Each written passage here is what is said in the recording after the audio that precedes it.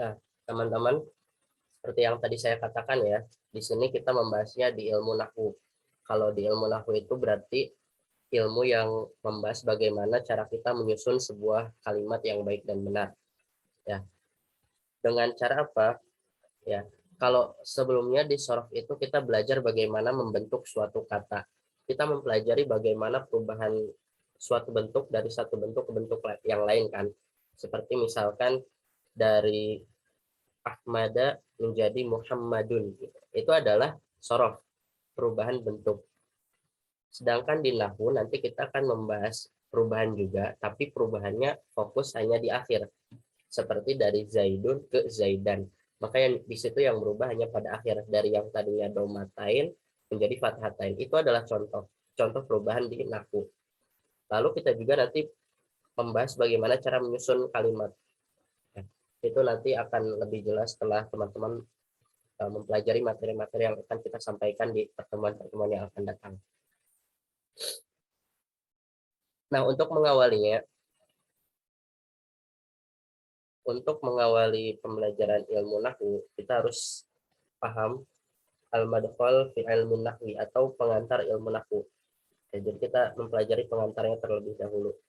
Seperti yang sudah saya sampaikan beberapa kali, ilmu nahwu itu merupakan salah satu cabang ilmu bahasa Arab. Ya, salah satu cabang ilmu bahasa Arab. Masih ingat nggak ada berapa cabang ilmu bahasa Arab secara umum? Ada yang masih ingat? Kita sudah membahas bahwa di ilmu bahasa Arab itu ada 5 cabang ilmu ya secara umum. Ada 5 cabang ilmu. Yang pertama ada nahwu, yang kedua sorof, nah yang ketiga ada balago, kalau teman-teman masih ingat ya.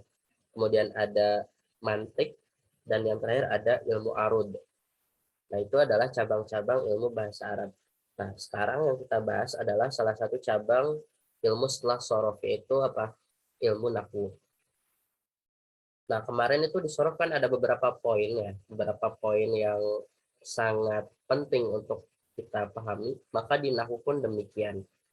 Ada 3 ya, 3 unsur yang harus dipahami ketika kita ingin mempelajari ilmu nahwu. Apa saja? Di antaranya yang pertama ada kalimat, yang kedua ada i'rab dan bina. Apa itu i'rab dan bina? Secara terjemah itu berarti berubah dan tetapnya suatu akhir kalimat. Dan yang terakhir adalah tarkib atau kedudukan suatu kalimat. Nah, ini 3 unsur ini yang perlu kita pahami dalam mempelajari ilmu nahwu. Nah, nanti ini secara garis besar, nanti masing-masing dari 3 ini memiliki cabang-cabangnya lagi, dan akan sangat panjang pembahasannya bila kita ingin membahas secara detail gitu. Di sini juga sudah ada ya, di modul ini sudah memudahkan ya, sudah sangat memudahkan teman-teman untuk setidaknya memahami beberapa poin-poin tentang ilmu nahwu, tentang ketiga unsur penting ketika teman-teman ingin mempelajari ilmu nahwu. Nah, di antaranya yang pertama kalimat ya. Kita tahu kalau kalimat itu terdiri dari 3 jenis ya, ada isim, fi'il, dan huruf. Tapi nanti isim, fi'il, dan huruf masing-masing ini memiliki ketentuan-ketentuan tersendiri. Ada pembagiannya lagi nanti ke bawahnya itu. Kemudian i'rab dan bina. Ini juga sama ya. Ada pembagiannya juga. Kalau i'rab itu pembagiannya ada 4, sama dengan bina ya, ada 4 juga. I'rab itu meliputi rofa, nasab, khafad, dan jazm. Saya yakin mungkin teman-teman pernah mendengar istilah keempat istilah ini. Ini adalah nama-nama i'rab.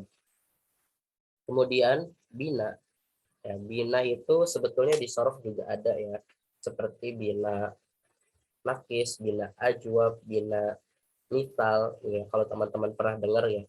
Itu ada di sorof, itu istilah bina itu seperti itu ada. Cuman istilah bina di sorof dan di nahwu itu beda ya.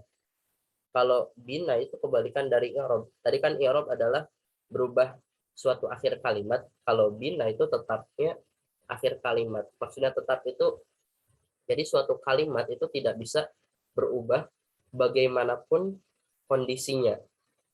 Contoh, misalkan kalau yang tadi saya contohkan pertama dari Zaidan ke Zaidun ke Zaidin, itu kan bisa berubah ya ujung kalimatnya.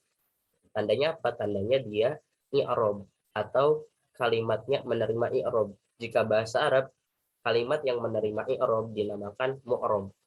I'rob adalah nama nama i'robnya tersebut, sedangkan mu'rob adalah kalimat yang menerima i'rob tersebut. Zaidun kalimatnya mu'rob, i'robnya rofa gitu kan contohnya. Karena apa? Karena ada domah di situ. Nanti kita belajar juga apa sih tanda suatu kalimat bisa dikatakan beri'rob rofa, bagaimana suatu kalimat bisa dikatakan beri'rob nasab, khafad, dan jazm. Nanti kita akan pelajari contoh-contohnya. Nah, kalau bina, ya kalimat yang menerima bina itu dinamakannya mabni. Mabni itu juga adalah lawan daripada mu'rob. Kalau yang tadi mu'rob contohnya adalah zaidun, ya karena bisa berubah loh. Zaidun, zaidan, zaidin. Kalau mabni itu contohnya seperti misalkan ana, nahnu, huwa, ya. Itu adalah contoh mabni, itu kalimat yang mabni artinya tidak bisa berubah. Kita ambil contoh salah satunya misalkan huwa, ya. Huwa itu kan artinya dia untuk laki-laki. Huwa dalam bahasa dalam kaidah ilmu nahwu itu dinamakan kalimat yang mabni. Kenapa? Karena huwa ini dia tidak bisa berubah akhirnya, ya. Tidak bisa kita jadikan huwa ini menjadi huwu atau hui gitu kan. Beda dengan tadi zaidun kan bebas, bisa zaidan, bisa zaidin, bisa zaidun, tergantung kondisinya, tergantung posisinya. Sedangkan huwa dia itu bagaimanapun kondisinya, misalkan dia kemasukan huruf jar. Ya, kalau misalkan yang mu'rob tadi ketika kemasukan huruf jar berarti harusnya bi zaidin kan. Jadi pakai kasroh. Kalau masjidin berarti bi masjidin. Kalau hatifun berarti bi hatifin. Itu adalah kalimat yang mu'rob. Tapi kalau mabni dia tidak bisa seperti itu ya. Kalau huwa dimasuki ba, bihuwa tetap tidak bisa bihui. Terus contoh lagi misalkan ya ada kalimat nahnu. Nahnu itu juga dalam nahwu sorof dalam ilmu nahwu dikatakan kalimat mabni. Maka ketika dia masuk huruf ba misalkan, maka binahnu gitu seumpama binahnu tidak bisa binahni. Oke, sampai sini mengenai kalimat i'rob dan bina bisa paham Kak Nur Wahida, Kak Sofiana? Insyaallah Ustaz. Insyaallah ya. Nah, selanjutnya yang ketiga itu ada kedudukan isim. Ya, kedudukan isim. Lalu apakah ada juga kedudukan fiil dan huruf gitu kan? Secara pengertian ya, kedudukan itu hanya berlaku untuk kalimat yang itu tadi mu'rob, kalimat yang mu'rob. Nah, isim itu ada yang mu'rob, ada yang mabni. Fiil juga ada yang mu'rob, ada yang mabni. Berarti fiil juga dia ada kedudukan. Tapi itu tidak sebanyak pembagian kedudukan isim. Kalau kedudukan fiil itu hanya 3, ya kalau nggak fiil madi ya fiil mudhari, kalau nggak fiil mudhari ya fiil amar, itu hanya antara 3 itu kalau untuk fiil. Cuma kalau untuk kedudukan isim dia lebih banyak lagi. Nah, kalau kedudukan huruf itu dia mabni semua ya, perlu teman-teman ketahui kalau yang namanya kalimat huruf semuanya mabni, artinya huruf itu dia tidak ada yang mu'rob. Dan salah satu tanda suatu kalimat itu suatu kalimat itu mabni ya. Ini salah satu tanda kalimat itu mabni adalah dia tidak menerima tanwin. Ya, itu salah satu tandanya gitu. Selain daripada kemasukan alif lam gitu kan. Ya, itu yang menjadikan suatu tanda kalimat mabni itu ya dia tidak bertanwin. Misalkan tadi huwa, nahnu itu kan dia tidak ada alif lam, kemudian dia tidak bertanwin ya, maka dia mabni. Kalau huruf misalkan huruf jar itu semuanya mabni. Min, ila, an, ala, fi, ruba, ba, kaf, dan lam itu semuanya tidak bertanwin, maka dia masuk kategori mabni gitu. Selain karena memang pada dasarnya semua kalimat huruf itu mabni ya. Itu salah satu tanda ketika teman-teman mau membedakan mana kalimat yang mabni, mana kalimat yang mu'rob. Tinggal lihat aja apakah dia ada tanwinnya apa enggak gitu. Tapi perlu diingat juga ya kalau misalkan ada kalimat tidak bertanwin tapi ada alif lamnya, yaitu bukan berarti mabni juga, karena untuk isim ketika dimasuki alif lam maka memang sudah menjadi kaidahnya untuk tanwinnya hilang. Masjidun dimasuki al masjidu, tidak boleh bertanwin gitu. Tapi kalau misalkan teman-teman melihat ada kalimat dia tidak bertanwin dan tidak juga beralif lam, maka ya dia mabni. Oke, saya rasa sudah cukup jelas untuk kalimat i'rab dan bina itu. Nah, selanjutnya kedudukan isim ya tadi. Kedudukan isim itu ada banyak macamnya ya. Makanya untuk memudahkannya kita bagi menjadi 3. Ada kedudukan isim yang wajib dibaca rofa, ada kedudukan isim yang wajib dibaca nasab, ada kedudukan isim yang wajib dibaca jar. Ini teman-teman bisa lihat nama-namanya saja dulu. Di antaranya untuk isim yang marfu berarti ada mubtada, khobar, fa'il, naibul fa'il, khobar ina, dan seterusnya. Untuk tartib isim atau kedudukan isim yang mansub ya, yang nasab itu ada lebih banyak, ada sekitar berapa ini? 13 ya. Dimulai dari maf'ul bih, maf'ul mutlak, sampai yang terakhir tawabi lil mansub. Kemudian yang kedudukan isim majrur hanya ada 3, dari mudhof, mudhof ilaih, jar majrur, dan tawabi lil majrur. Nah, ini untuk tawabi ini ada di setiap kelompok ya. Karena tawabi ini secara arti dia itu mengikuti ketika misalkan kalimat sebelumnya itu beri'rab rofa, maka tawabi ini mengikuti rofa. Maka dinamakannya tawabi lil marfu nanti. Kalau misalkan kalimat sebelumnya nasab, maka tawabi yaitu mengikuti juga i'rabnya nasab juga. Maka disebutnya tawabi lil mansub kedudukannya nanti. Dan begitupun tawabi lil majrur, sama halnya seperti yang sebelumnya. Nah, sebelum kita masuk ke contoh ya, kedudukan itu biasanya tergantung posisi ya, karena namanya kedudukan berarti dia i'rabnya tergantung kedudukannya. Kalau misalkan suatu kalimat itu berkedudukan sebagai mubtada, maka kalimat tersebut wajib dibaca rofa kan, seperti itu gampangannya. Kemudian kalau suatu kalimat berkedudukan sebagai maf'ul bih, maka otomatis dia harus dibaca mansub, karena maf'ul bih adalah kelompok kedudukan isim yang mansub gitu. Oke, di sini kita akan masuk ke rumus lancar mengi'rab ya. I'rab itu secara arti lain ya, secara arti lain itu berarti menjelaskan, bisa dikatakan menjelaskan atau mempreteli, memperinci satu persatu suatu kalimat, dimulai dari nama tartib nama kedudukannya apa, kemudian keterangan i'rabnya apa, tanda i'rabnya apa, ya, kemudian kalimatnya kalimat apa. Itu yang dikatakan dengan mengi'rab, atau kalau kita mengenal dalam sehari-hari itu ya mengi'rabi kalimat gitu. Ini kan saya kasih contoh salah satu ya.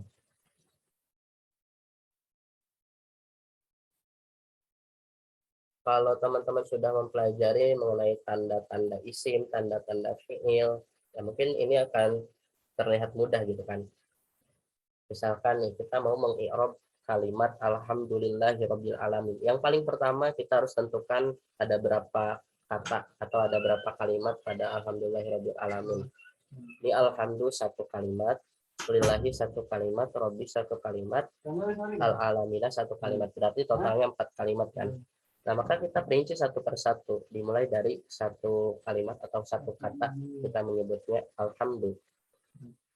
Alhamdulillah itu yang pertama kita tentukan tartib atau kedudukannya apa. Nah, karena kita belum belajar ini, alhamdulillah kedudukannya adalah mubtada ya teman-teman.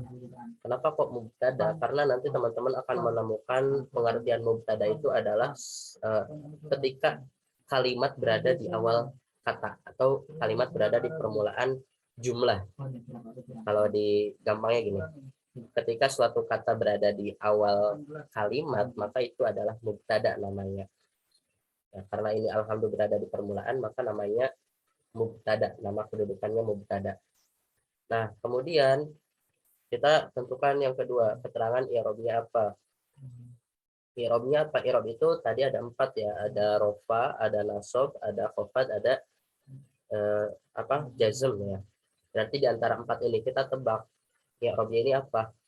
Nah, cara untuk menentukannya selain melihat tanda ya, kalau teman-teman sudah tahu tanda i'rab rofa itu apa, teman-teman sudah bisa menjawab kalau ini emang rofa gitu, karena ada domah ini, domah di akhir. Biasanya tanda rofa itu diakhiri dengan domah.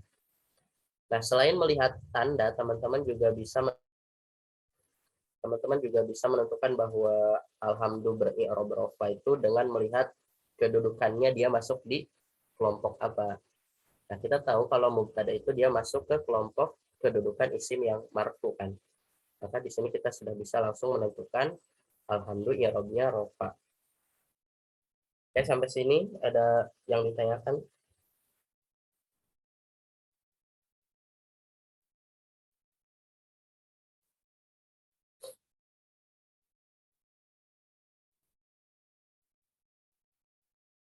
Sudah jelas? Wadih? Ustadz mau bertanya, Ya, silahkan. ini apa? Saya masih bingung di di mengi'rab kata itu mungkin kegunaannya untuk apa ya, Ustadz? Untuk mengetahui kedudukan atau gimana, Ustadz? Oke, berarti fungsi dari kita mengi'rab suatu kalimat diantaranya, kalau teman-teman pernah melihat kitab kuning, ya, itu kan gundul ya, tidak ada harokat, betul tidak? Betul, Ustadz. Nah, tujuannya itu agar kita nanti bisa memberikan harokat pada kitab Arab yang gundul. Sekarang kalau misalkan kita tidak tahu tentang ilmu i'rab gitu, kita tidak akan mungkin bisa membaca alhamdulillahirabbil alamin ini dengan tepat gitu ya. Ini kalau misalkan kalimat lain ya. Kalau alhamdulillah mungkin karena kita sudah sering mendengar, teman-teman nggak mungkin salah. Tapi bisa jadi kalau misalkan untuk kalimat yang lain gitu dan kita tidak tahu ilmu mengi'rab ini, kita bisa saja membacanya bukan alhamdulillah tapi alhamda, bisa alhamdi gitu kan. Karena kita tidak tahu alhamdulillah itu kedudukannya apa, kemudian i'robnya apa, kita juga tidak tahu gitu. Kita bisa saja salah dalam memberikan harokat ataupun membacanya gitu. Kenapa kita mempelajari ilmu nahwu? Agar kita tahu alhamdulillah ini ujungnya harus dibaca domah. Kenapa kita mempelajari ilmu sorof? Agar kita tahu alhamdulillah ini dibacanya alhamdu, bukan alhimdu, bukan alhumadu gitu kan. Gambarannya seperti itu. Kenapa kita mempelajari ilmu nahwu? Agar kita tahu bahwa lillahi itu diakhiri dengan kasroh, bukan lillahu, bukan lillaha. Kenapa kita mempelajari ilmu sorof? Agar kita tahu kalau lillahi ini dibacanya ya dengan kasroh di lam awal, kemudian ada tasdid sebagai mad ta'zim lillahi. Ya. Jangan sampai kita membaca alhamdulillahu karena kita tidak tahu ilmu sorof gitu kan. Mungkin tujuannya itu.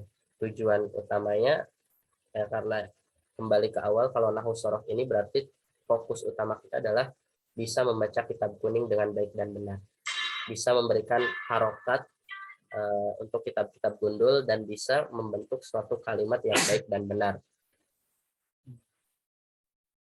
Bisa dipahami? Ya, Masya Allah, syukran, Ustadz. Jadi, nahwu sorof beda sama bahasa Arab ya, Ustadz? Atau kalau kita udah tahu nahwu sorof, insya Allah bisa tahu bahasa Arab berarti ya, Ustadz, percakapannya maksudnya.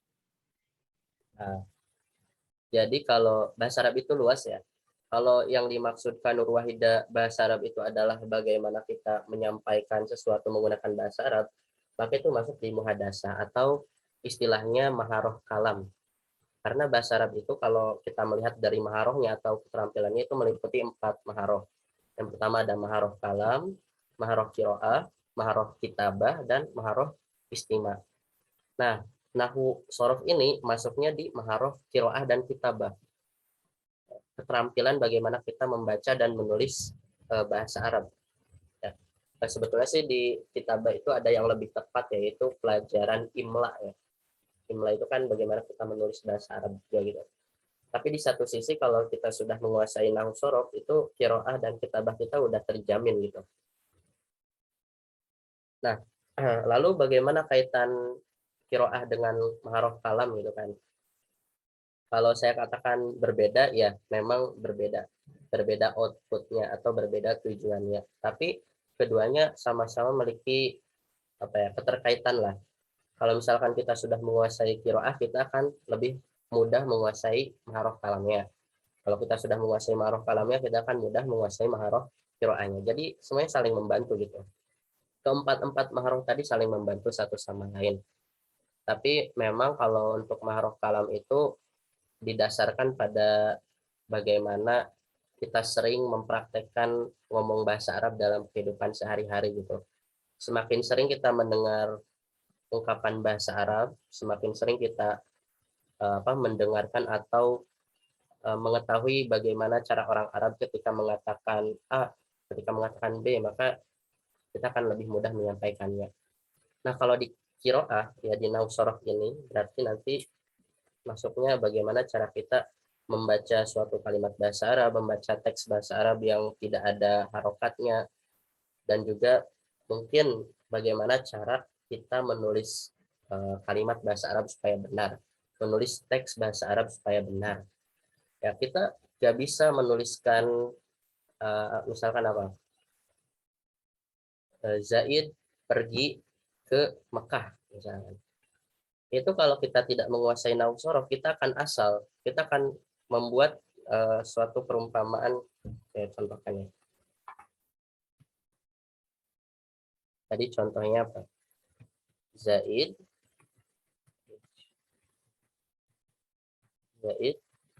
pergi ke Mekah. Nah, kalau misalkan teman-teman sudah menguasai maharuf kalam atau sering mendengar ungkapan pergi itu dalam bahasa Arab seperti apa, ke itu bagaimana dalam bahasa Arabnya, saya rasa itu tidak terlalu menjadi kendala gitu. Cuman masalahnya kalau misalkan teman-teman belum pernah menguasai maharuf kalam, menguasai maharuf qiraah, mungkin akan terasa sulit gitu. Zaid pergi ke Mekah. Bagaimana cara kita membuat kalimat dalam bahasa Arab yang bermakna Zaid pergi ke Mekah? Ini kalau untuk orang awam mungkin bisa saja seperti ini jadinya. Diterjemahkan satu persatu gitu kan. Zaid itu dalam bahasa Arab apa? Zaidun. Zaidun.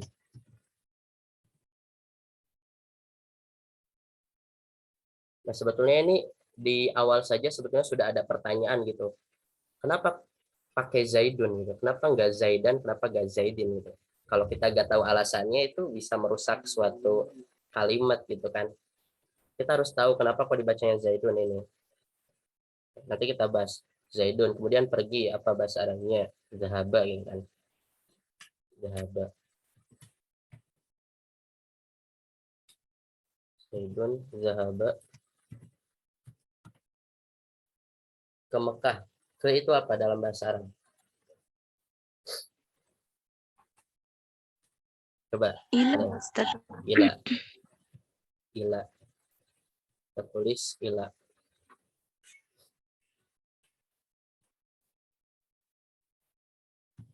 Ila.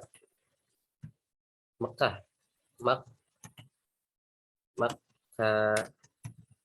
Makata, makatu, makati. Nah, ini kalau misalkan kita nggak menguasai maharuf qiraah nahwu sorof ini, kita bingung gitu. Ini ilama kata makatnya apa makatu. Maka di sini kita ilama kata karena sesuai kaidah nahwu sorof ya. Nah, di sini kalau kita mau mencoba menerjemahkan atau membentuk menyusun lah ya, menyusun suatu kalimat yang bermakna Zaid pergi ke Mekah, Zaidun zahaba ila Makkata. Tapi ini salah. Ya, salah dalam artian penulisan bakunya gitu kan. Kalau secara maharuf kalam ya, karena rukun maharuf kalam itu ini bisa benar ya kalau secara maharuf kalam, karena setidaknya rukun maharuf kalam itu bisa dipahami oleh dua orang yang sedang berbicara. Zaidun dzahaba ila Makkah, mungkin kita bisa paham maknanya Zaid pergi ke Mekah. Tapi secara penulisan ini salah. Ya. Karena apa? Karena penyusunan dalam bahasa Arab itu sama seperti bahasa Indonesia ya. Ada yang namanya subjek, predikat, dan objek. Zaid di sini adalah sebagai subjek kalau di bahasa Indonesia ya. SPO istilahnya. Mari.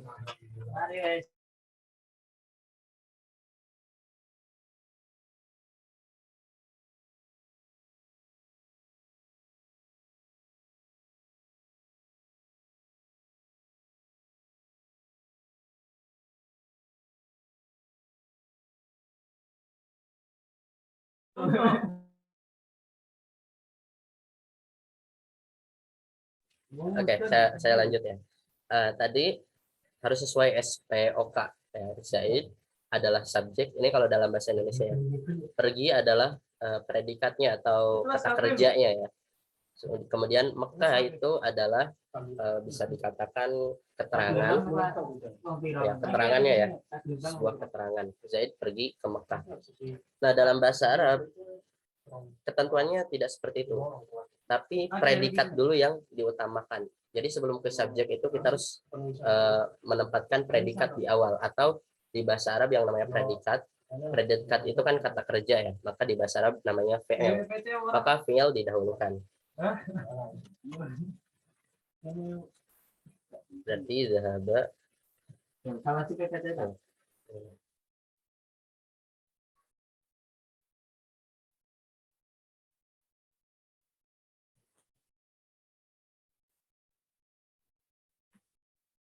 zahaba Zaidun ila Makkah. Nah ini yang benar dalam penulisan bahasa Arab. Jadi predikatnya dulu atau fiilnya dulu, baru kemudian setelah fiil ada Zaidun. Zaidun kalau di bahasa Indonesianya subjek, pelaku. Kalau di bahasa Arab namanya fa'il. Ya, fa'il itu sama pelaku. Dan kalau teman-teman lihat tabel di atas, fa'il itu termasuk kedudukan isim yang wajib marfu juga. Kemudian ila Makkah, ini adalah kata keterangannya. Dan di sini ila ada huruf jarnya, ya, dan harus sesuai ketentuan. Dan teman-teman harus bisa tahu alasan kenapa kok ini Zaidun dibacanya Zaidun, kenapa enggak Zaidan, kenapa enggak zahaba Zaidan, kenapa enggak zahaba Zaidun. Ini alasannya Zaidun karena dia tadi menjadi fa'il. Fa'il itu pelaku dan dia di kelompok isim yang wajib marfu. Dan salah satu tanda marfu itu adalah dengan domah di akhir. Maka zahaba Zaidun. Itulah mengapa dibacanya Zaidun, enggak dibaca Zaidin, enggak dibaca Zaidan. Kemudian ila Makkah. Nah, ila Makkah juga kenapa di sini kok dibaca ya Makkah? Padahal ada huruf jar ila gitu kan.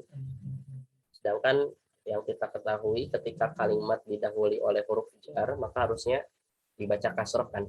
Ila Makkah. Tapi ini ila Makkah kenapa? Karena ini ada pengecualian ya. Untuk kalimat Makkah itu namanya adalah isim ghair munsharif. Apa itu isim ghair munsharif? Nanti ada pembahasannya.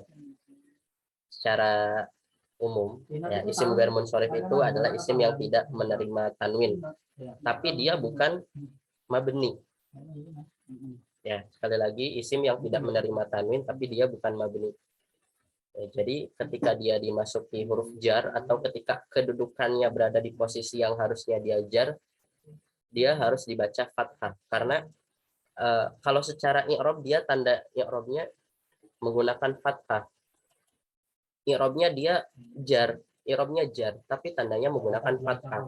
Makanya ila Makkah. Karena tanda jar itu teman-teman akan menemukan ada kasroh, ada iya, sama ada fathah. Nah, maka Makkah ini i'rab jarnya menggunakan tanda yang ketiga yaitu tanda fathah. Ila Makkah. Karena tadi alasannya kalimat isim ghairu munsharif. Nah, itu salah satu alasan atau fungsi kenapa kita atau untuk apa kita mempelajari nahwu sorof, untuk apa kita mengetahui i'rab. Ini adalah alasan yang mungkin bisa saya berikan gitu ya.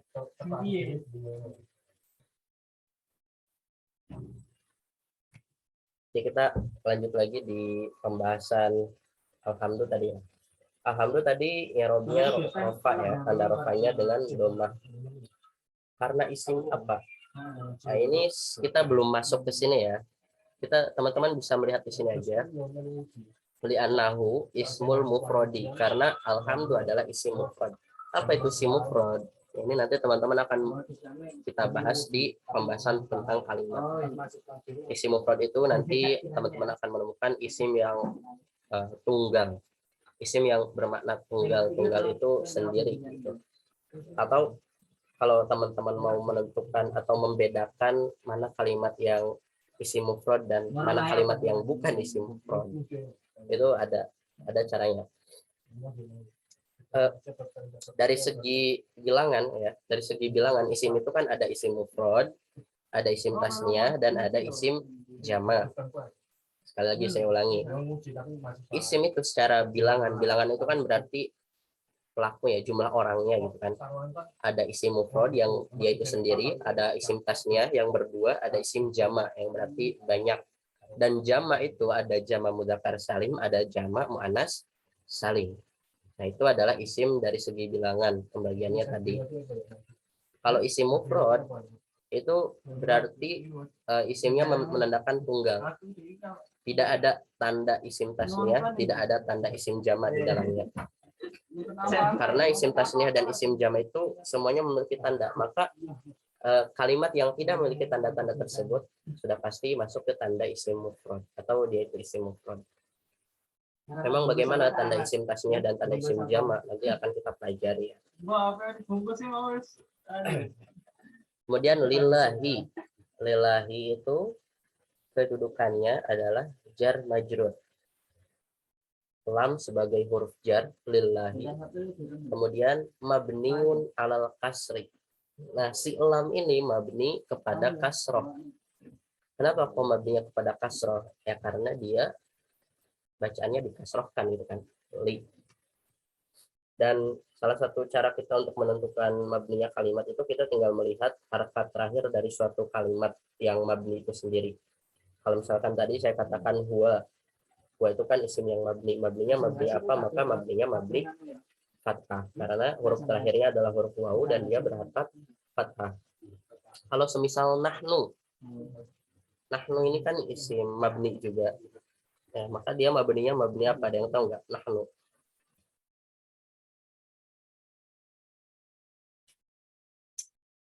Mabni kepada fathah, kasroh, domah, atau sukun. Ada yang bisa jawab?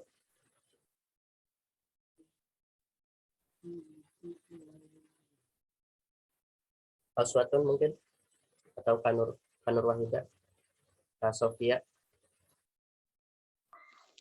Belum tahu, Ustaz. Oh, belum tahu. Belum pelajari, Ustaz. Ya, saya ulangi ya. Tadi cara menentukan mabni kan. Ini kita bahas lillahi tadi ya. Lillahi kedudukannya adalah jar majrur. Kemudian lamnya adalah sebagai huruf jar. Ingat ya, lam itu masuk kategori huruf jar yang berarti mabni. Karena semua kalimat huruf saya katakan sebelumnya adalah mabni. Nah, kalau mabni berarti dia ada 4 kemungkinan. Mabninya apakah dia kepada sukun, apakah dia mabni kepada kasroh, domah, atau fathah. Nah, lam ini ya, karena lillahi gitu kan, li, maka dia mabninya kepada kasroh. Dan cara kita menentukan kalimat mabninya itu mabni kepada apa, kita lihat harkat huruf terakhirnya. Kalau misalkan huwa, karena harkat terakhirnya adalah fathah di huruf wawu, maka mabninya mabni fathah. Nah, saya tanya kepada Kak Nur Wahidah, kalau misalkan nahnu, maka mabninya mabni apa ini? Karena nahnu adalah kalimat mabni, mabninya mabni apa? Marfu ya, Ustaz. Itu kalau mu'rob ya. Tapi ini mabni. Kalau misalkan saya tanya i'rabnya apa, baru bisa dijawab dengan mansub, marfu, majrur, majzum. Kalau mabni Tapi apa ya, kalau Ustaz? mabni itu antara apakah dia mabni fathah, mabni domah, mabni kasroh, atau mabni sukun, nama-nama harokat. Dan itu dilihat di akhir katanya, Ustaz, atau di pertengahan katanya? Di akhir. Nahu ya. Nahu itu selalu di akhir. Mabni doma ya, Ustaznya. Nah, mabni domah. Tinggal lihat apa yang menjadi harokat di huruf terakhirnya tersebut. Kemudian kalau misalkan anta itu juga adalah kategori isim mabni ya teman-teman. Anta, mabni apa anta? Fathah Ustaz. Nah, mabni fathah. Kalau misalkan teman-teman bertanya, anta kenapa kok mabni? Padahal anta itu bisa jadi anti gitu kan.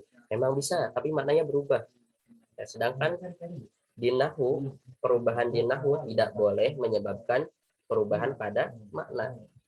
Seperti itu kan kesepakatan di awal kita, perubahan di sorof itu menyebabkan perubahan makna, sedangkan perubahan di nahwu tidak menyebabkan perubahan makna. Maka ketika anta dia dirubah menjadi anti, maknanya berubah, maka dia tidak memenuhi kategori isim mabni.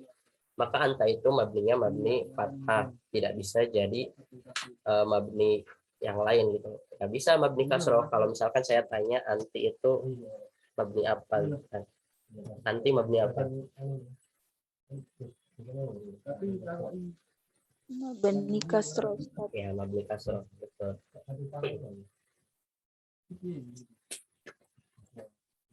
Itu cara kita menentukan mabninya suatu kalimat kepada apa itu tadi ya, melihat bagaimana harokat huruf terakhirnya.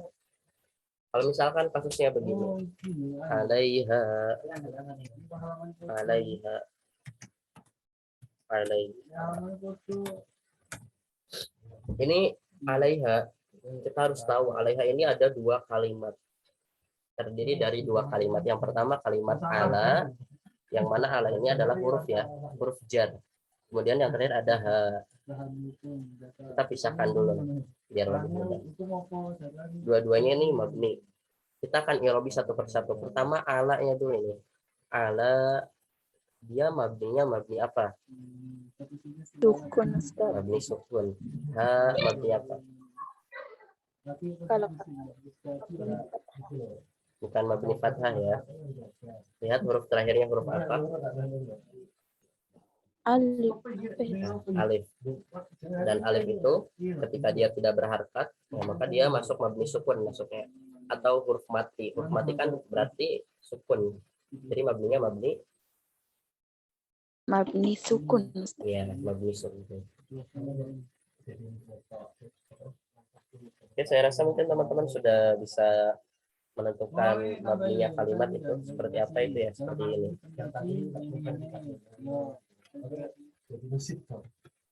Oke, next. Tadi ya lamnya itu mabni kasroh.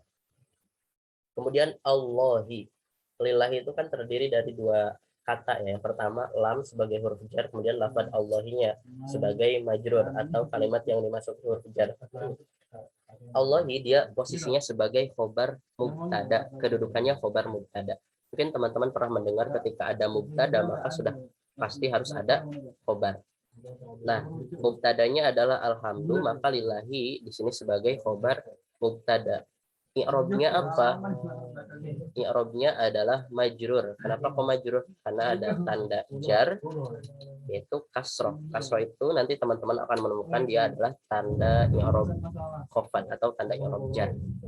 Jar dan khofat itu sama ya. Maksudnya tidak ada perbedaan. Teman-teman mau menyebutnya jar, mau menyebutnya khofat, terserah, itu sama. Ini walamat jarhi tadi sudah ya, tanda jarnya itu dengan kasroh dhahirah li'annahu ismul mufrad, isim mufrad ya, karena Allah itu tunggal isim mufrad ya.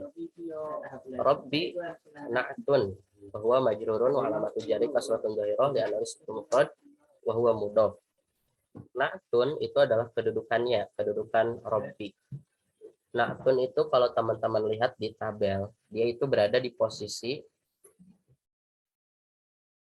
tawabi ya, kelompok tawabi ini ada na'at man'ut, ini juga na'at man'ut, na'at man'ut. Nah, itu semuanya berada di kelompok tawabi yang artinya dia mengikuti kalimat sebelumnya. Rabbi ya, dia mengikuti kalimat sebelumnya. Kalimat apa yang diikuti? Alhamdulillah apa lillahi?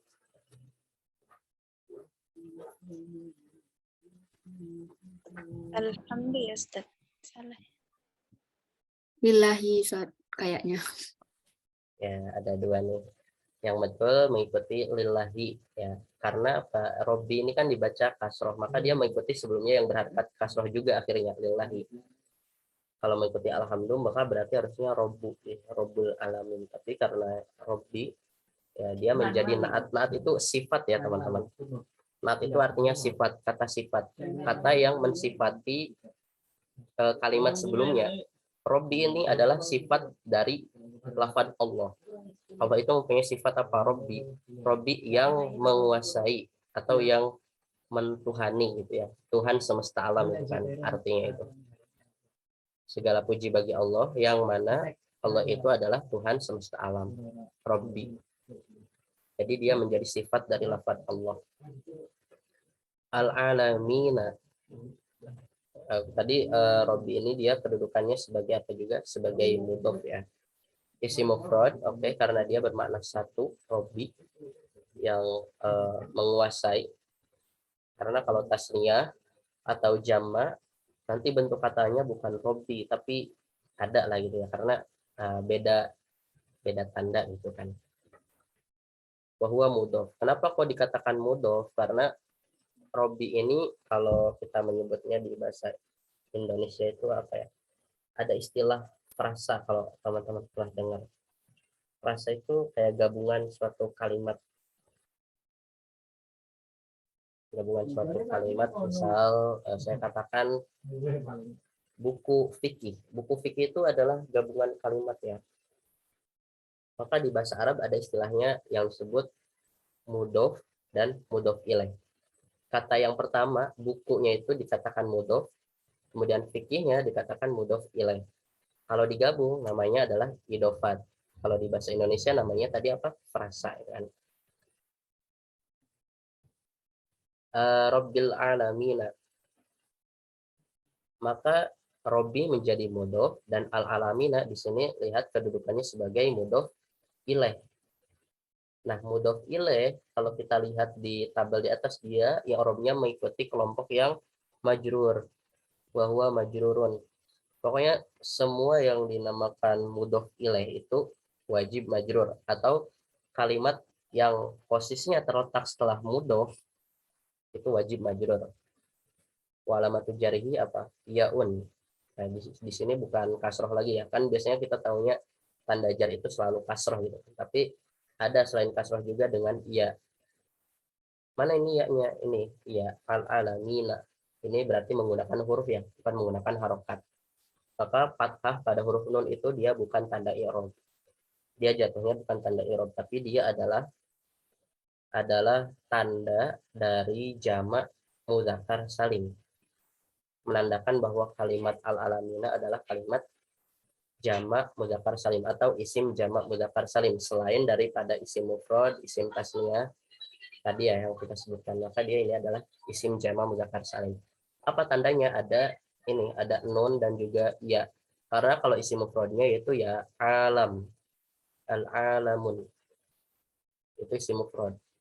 Tapi karena dia sudah ditambahi tanda jamak muzakkar salim yaitu iya dan nun, maka al-alamina kalimatnya menjadi isim jamak muzakkar salim. Oke, teman-teman, sampai sini mungkin ada pertanyaan.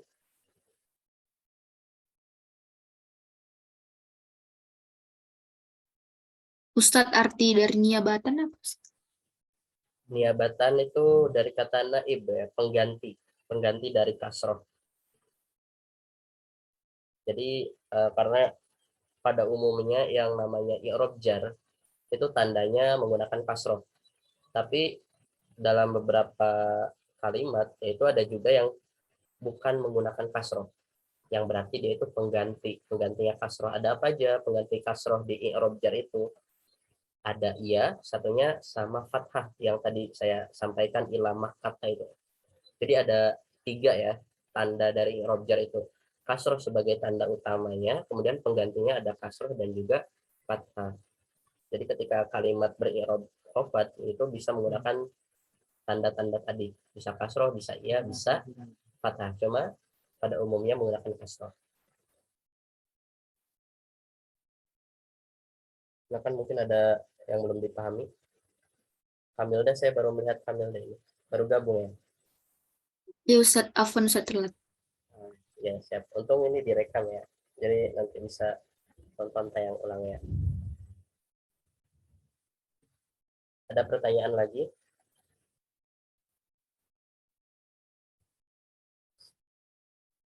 Ya sebelum saya akhiri, saya simpulkan ya di pertemuan kali ini kita membahas tentang pengantar ilmu nahwu. Artinya kita sudah beralih dari materi sorof ke materi ilmu nahwu. Yang berarti kita di sini hanya fokus membahas tentang perubahan pada akhir kalimat. Perubahan pada akhir kalimat. Akhir kalimat itu adalah akhir kata. Alhamdulillah berarti yang kita bahas adalah domahnya. Lillahi berarti yang kita bahas adalah kasrohnya. Gitu kan? Akhirnya yang kita bahas. Dan di pertemuan kali ini kita sudah membahas 3 poin penting atau 3 unsur penting yang harus kita pahami di pelajaran ilmu nahwu. Ada kalimat, i'rab dan bina, dan yang terakhir ada kedudukan isim. Itu yang perlu kita pahami dan pelajari. Dan di sini kita sudah belajar cara mengi'rab. Mengi'rab itu adalah apa tadi? Memperinci ya, menjelaskan, mendetailkan, memerinci setiap kalimat, ya setiap kata per kata, dimulai dari kedudukannya menjadi apa, keterangan i'rabnya apa, tanda i'rabnya apa, kemudian isimnya isim apa gitu kan. Itu yang kita i'rab. Itu mengi'rab namanya. Dan tadi juga sempat ditanya ya untuk apa sih kita mempelajari i'rab ini. Itu tadi yang pertama agar kita bisa membaca kitab gundul atau bahasa Arab gundul. Kedua, kita juga bisa membentuk atau menulis atau menyusun suatu kalimat bahasa Arab yang baik dan benar menurut kaidah tatanan ilmu nahwu itu seperti apa, kita bisa tahu juga gitu kan. Itu adalah fungsi atau tujuan kita mempelajari nahwu, khususnya i'rab ini. Mungkin ada tambahan atau pertanyaan dari teman-teman? Ustadz, i'rab dari li an-nahwu itu apa Ustadz? Li-nya huruf jar. Di an-nahwu li huruf jar, kemudian an-nahwu. An-nahwu itu ini ada 3 kata ya, li an-nahwu, lam, anna, dan hu. Kalau ini yang ditanyakan ke Kamilda bagian apa ya? Lamnya saja. Annanya Ustadz? Annanya dia adalah sebagai huruf taukid ya, huruf huruf taukid. Kenapa kok gak dibaca li ani? Ya, karena ada huruf jar. Karena anna itu adalah kalimat mabni. Kalimat mabni artinya dia tidak boleh berubah gitu. Sama seperti misalkan li masuk pada isim domir. Isim domir itu semuanya mabni ya. Misalkan huwa, maka harus dibaca li huwa. Gak bisa li hui. Kan? Maka li annahu juga harus tetap li annahu, tidak bisa li annihi atau li annuhu, nggak bisa, harus li annahu karena dari sananya kalimat taukid itu ya kalau nggak inna ya anna gitu kan. Jadi li annahu. Ustadz, berarti li itu bisa masuk ke huruf Ustadz? Iya, li itu bisa masuk ke huruf juga. Bahkan bisa masuk ke fi'il juga kalau li itu. Misalkan yang masuk ke fi'il itu ada liyaf'alanna, gitu kan. Tapi dia tidak berfungsi sebagai huruf jar gitu. Kalau misalkan masuknya ke kalimat yang lain gitu kan. Kalau li masuk ke huruf ke isim, maka dia menjadi huruf jar. Tapi kalau dia masuk ke fi'il atau ke kalimat huruf, maka dia tidak berfungsi sebagai huruf jar lagi. Dan hu-nya di situ Ustadz jadi mudhof ilaih Ustadz? Atau Hu-nya itu dia menjadi isim domir. Kalau misalkan kedudukannya itu nanti teman-teman bisa lihat di sini yang di anakku.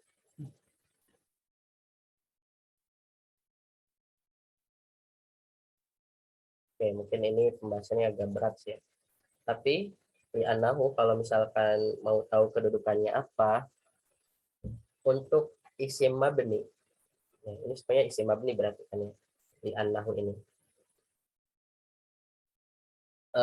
lam karena dia huruf maka dia tidak punya kedudukan kan. Kemudian anna juga huruf maka dia tidak punya kedudukan. Nahu, nah baru di sini hu-nya karena dia adalah isim maka dia punya kedudukan. Hu di sini adalah isim domir, itu nama isimnya ya. Nama isimnya isim domir dan dia mabni. Kemudian kedudukannya, tapi kita tidak menyebutnya kedudukan secara langsung, tapi dia kita sebut mahal. Mahal itu ya tadi sama seperti kedudukan. Cuma bedanya kalau mahal itu untuk isim yang mabni, sedangkan kedudukan adalah untuk isim yang mu'rob. Mahalnya di sini adalah mahal rofa. Kenapa kok mahal rofa? Karena dia menempati posisi mubtada. Karena dia menempati posisi mubtada. Jadi si hu-nya ini menempati posisi mubtada, maka ismul mufradi adalah sebagai khobarnya. Li'annahu karena sesungguhnya Li'annahu karena sesungguhnya ini ya. Alhamdulillah. Ya alhamdulillah waktu saya benar. Li'annahu karena sesungguhnya lafad alhamdulillah itu ismul mufradi adalah isim mufrad. Mahalnya adalah rofa. Kenapa kok dikatakan mahal rofa? Karena menempati posisi mubtada. Okay. Ustadz, berarti dia nggak ada isim anak-anak lagi. Ikut. Isim gimana? Isim anak. Ya isim anak sama khobar gitu-gitu, Ustadz. Isim. Oh ya, saya paham maksudnya. Isim inna wa akhwatuha gitu ya. Iya, Ustaz. Li'annahu ya dia kalau kita lihat secara konteks ismul inna wa akhwatuha ya. Li'annahu itu maka hu-nya dia mahalnya bisa jadi mahal nasab ya karena menjadi isim inna. Kemudian ismul mufradnya berarti dia jadi khobar inna. Oh ya, saya paham pertanyaannya. Jadi ini nanti masuk di materi ismu inna wa akhwatuha ya teman-teman Kanur Wahida dan Kasofia. Hu dia kalau jadi isim inna maka mahalnya adalah mahal nasab karena kelompok isim inna itu ada di di tartib isim mansub ya, isim inna dan saudaranya di annahu. Kemudian ismul mufradi menjadi khobar inna ini di annahu ismul mufradi.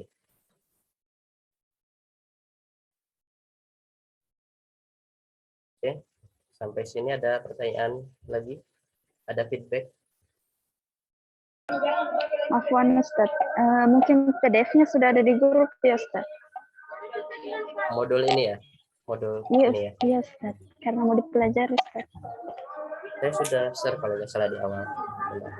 Ya, syukran Ustaz. Ya.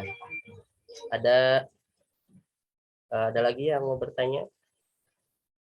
Ustadz, butuh berapa lama untuk membaca kitab kuning? Kalau misalnya ada seseorang yang mungkin dia paham akan nahu dan sorof, tapi ketika membaca kitab kuning, dia untuk mempraktekannya kan dia sulit, Ustadz. Jadi untuk orang itu sendiri butuh berapa lama, Ustadz, untuk bisa baca kemudian mengi'rabkan seperti ini? Kalau saya sendiri kurang tahu ya karena tergantung kemampuan individu perorangan itu sendiri gitu. Ada kalanya kalau misalkan kitab kuningnya itu adalah kalimat yang memang gampang untuk dipahami ya, gampang untuk dibaca. Contohnya kalau misalkan di kitab itu ada namanya kitab khulasoh, yang menceritakan kisah Nabi. Itu kalau teman-teman pernah baca itu gampang sekali untuk dibaca karena susunan kalimatnya mulai dari fi'il, fa'il dan maf'ulnya itu jelas. Ya, artinya jelas itu sangat mudah gitu untuk orang yang mungkin baru pertama kali baca pun tidak akan kesulitan gitu untuk memaknai, untuk memahami bacaan kitab tersebut. Tapi ada kalanya di kitab-kitab lain itu ada kitab yang bacaannya sulit sekali mana fiilnya, mana failnya, mana maf'ulnya itu ada yang sangat sulit juga. Jadi ya di samping tergantung bagaimana kemampuan individu, itu bergantung juga kitab apa yang dibaca gitu karena tidak setiap kitab itu mudah dibaca atau misalkan kadang ada kitab itu yang kayak sastra Arabnya itu sangat tinggi gitu sehingga sangat sulit sekali untuk dipahami hanya dengan sekali membaca. Ada yang memang perlu diulang-ulang, ada yang memang perlu waktu yang lama juga. Ya. Tapi kalau saya sendiri itu kalau misalkan waktu ya, membicarakan waktu lamanya belajar Nahwu Shoroh itu ya 3 tahun lah ya. 3 tahun itu baru paham Nahwu Shorohnya. Kemudian kalau membaca kitab kuningnya itu berapa lama ya waktu itu? Saya nggak bisa mengingat dengan pasti, tapi bergantung pada kalimat, bukan kalimat, bergantung pada kitab apa yang kita pelajari. Kalau misalkan kitabnya gampang untuk ditentukan mana fiil, mana fa'il, mana maf'ul bih, itu biasanya cepat, nggak lama. Mungkin itu gambaran dari saya, Kamilda. Ustaz, syukran. Ustaz, kalau misalnya baca kitab kuning itu harus tahu dulu artinya biar lebih mudah, atau tanpa arti juga kita bisa nebak-nebak gitu, Ustaz? Nebak-nebak, entah ada khobar dan lain-lain. Yang jelas kalau memang ingin lebih mantap yang memahami isi kitab kuning ya, selain paham kaidah, kita juga paham maknanya. Itu biasanya saling membantu. Ketika kita tahu maknanya, maka kita akan mudah untuk membacanya. Ketika kita tahu kaidahnya, tahu ini posisinya sebagai apa, tahu bagaimana cara membacanya, kita juga tahu maknanya. Karena ketika kita membaca bahasa Arab, perbedaan harokat atau perbedaan huruf yang kita baca itu kan menyebabkan perubahan makna ya. Ada kalanya yang menyebabkan perubahan makna. Itu kan. Jadi keduanya emang sangat diperlukan gitu. Cuman ya memang bisa sih. Memang bisa kita membaca kitab kuning tanpa mengetahui maknanya. Membaca dalam artian kita tahu ini harus dibaca apa, kita tahu kalimat ini harkat akhirnya harus dibaca apa, ya itu kita bisa. Cuma ada kalanya itu kurang lah ya, kurang karena kita tidak memahami maknanya apa. Seperti itu. Oke, Ustaz, syukran. Ada lagi?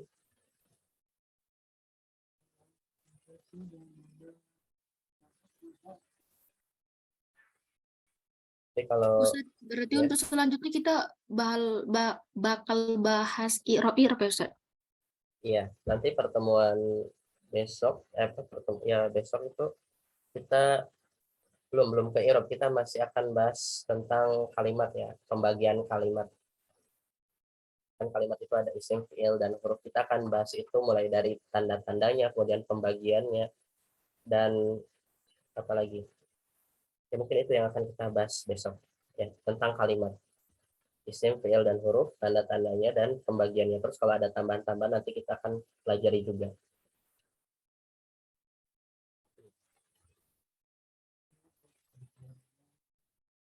Ya, ada pertanyaan lagi?